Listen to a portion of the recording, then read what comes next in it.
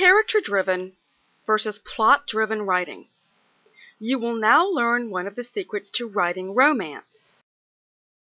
Plot-driven stories are when the author makes the characters do certain things so that the plot will come out a certain way. Some believe that plot-driven writers use the left side of their brain. Most thrillers, science fiction, and suspense stories are plot-driven. I must admit that I prefer character-driven stories. However, that does not mean that character-driven stories are necessarily better. In fact, Shakespeare wrote plot-driven stories.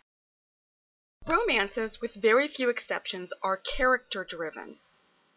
This means that characters and their emotions, reactions, and individual goals direct where the story will go. The plot can change at the whim of a character.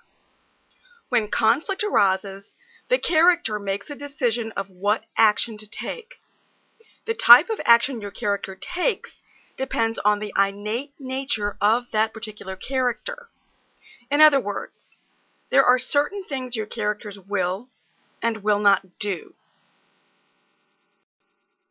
As a writer, never force your character to do or say anything. The character is, in essence, writing the story.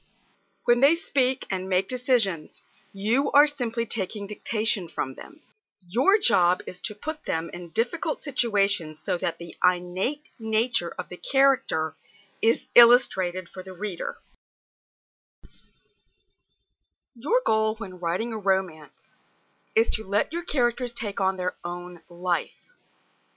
You'll know when you've been successful at this because you will find the characters surprising you.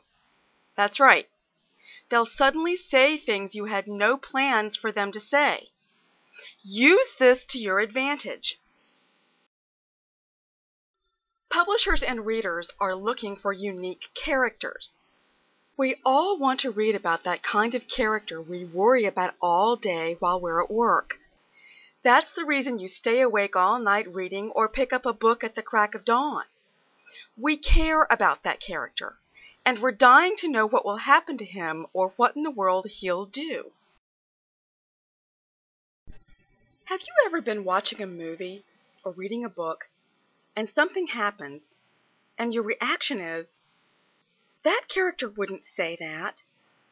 For you, most likely, the illusion was lost.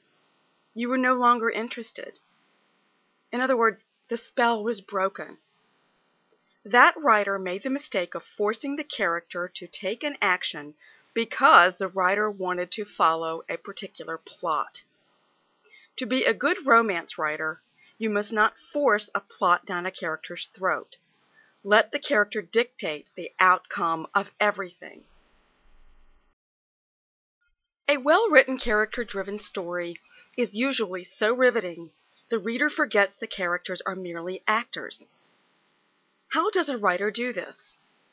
Well, part of the answer is obviously good dialogue, but it's more than that. It's building up a very believable, three-dimensional character. Because you are striving to write a character-driven story, it can cause problems for writers who try to plot out a story all the way through before writing it. In each scene and in each chapter, you need to allow the character to make decisions on what they are going to do. You as the author merely provide the plot, which consists of a series of obstacles, to see which path the character will take through your obstacle course. This means that you need to know your character very well. You need to know what kind of person this character is before you begin to write. If you don't know your character, how will you know what kinds of utterances he will make? How will you know which fork in the road he will take? When you invent a character, you do more than give them a name and a hair color. I consider it to be more like giving birth to a character. Your character needs to be three-dimensional, and that character needs to have a history just like any real person.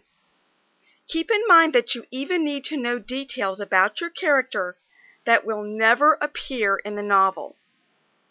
These personal details will let you know how the character will act when they come to a crossroads. Different authors use different techniques for getting to know every detail of the characters they conjure up.